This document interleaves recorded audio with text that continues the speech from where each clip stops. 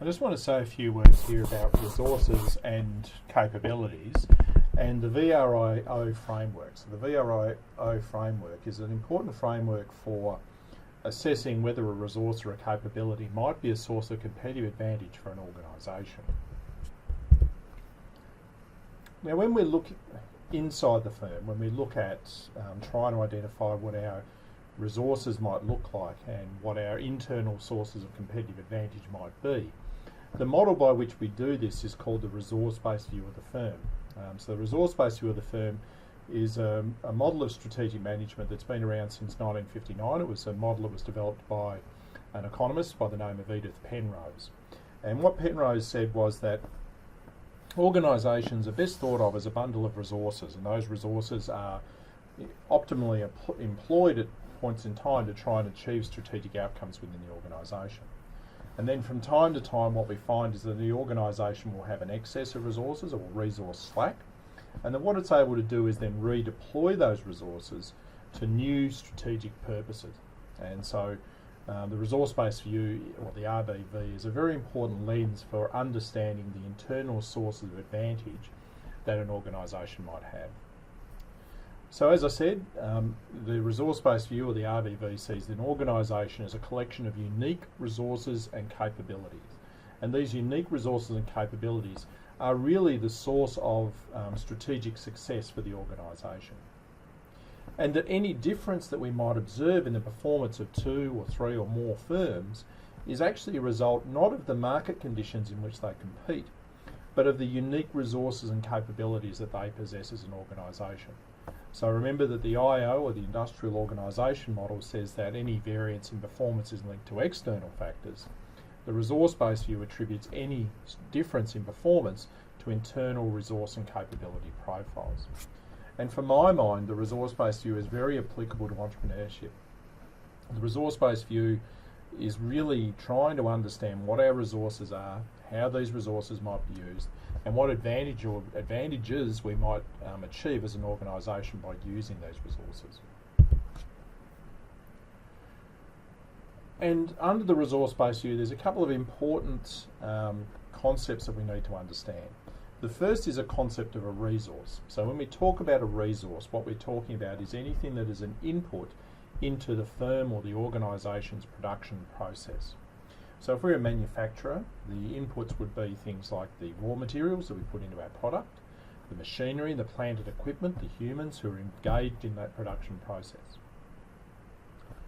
The second term that we are interested in is the notion of capabilities. And capabilities are abilities or capacities to use certain sets of resources in unison to deliver some particular outcome. So capabilities are really best conceived of as processes or activities within an organisation, while resources and capabilities are best thought of as things. And we need to understand that capabilities are not static. They are actually dynamic, and they change and adapt and move over time. And so organisations need to keep investing in their capabilities just as they need to invest in their resource profile if they're to remain strategically competitive. So we talked before about the IO model and how it started externally and moved internally when we try and develop our strategy. The resource-based view does things a little bit differently. And the resource-based view says that actually the starting point for strategic success is external, is outside of the organisation. Is internal, is inside the organisation. And we need to look at the unique resources and capabilities that we have and try and identify how these unique resources and capabilities could be used to achieve some strategic end. So under the resource-based view, we start by looking at identifying what are our resources, what are our capabilities, and which of these resources and capabilities may well be a source of competitive advantage. So remember, the competitive advantage is an ability to outperform other firms.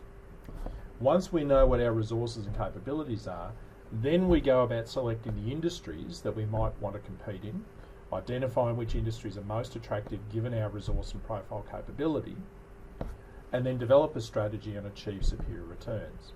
Now remember, this is very different from the IO model, which said that resources move freely and that all we need to do is to start off by identifying the industry and then build a strategy that's targeted to that industry.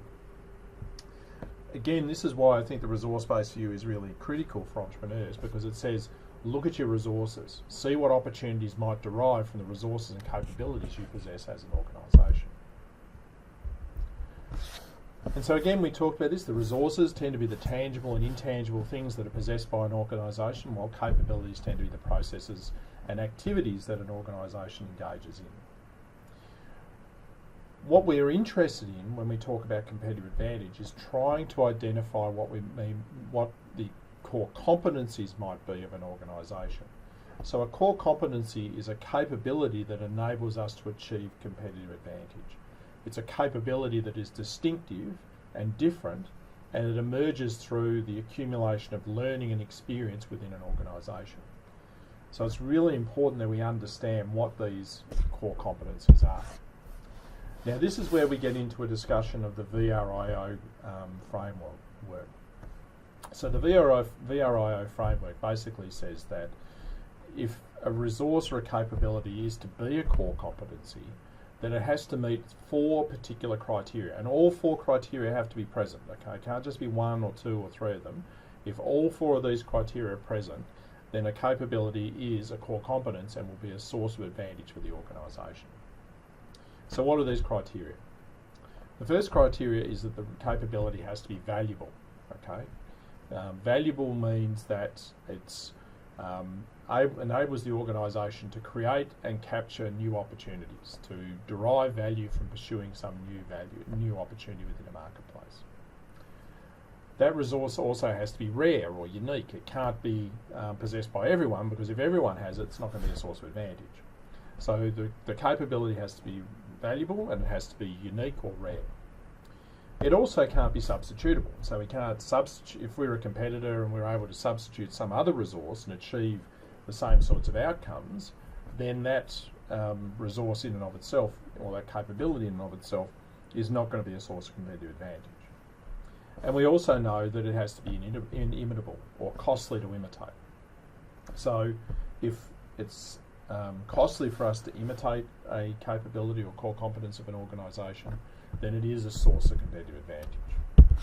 So when we're doing our strategic analysis and when we're looking inside the organisation for our source of advantage, what we're looking for is any capability that's valuable, rare, costly to imitate and non-substitutable, and if it meets those criteria, then it's going to be a source of advantage for our organisation.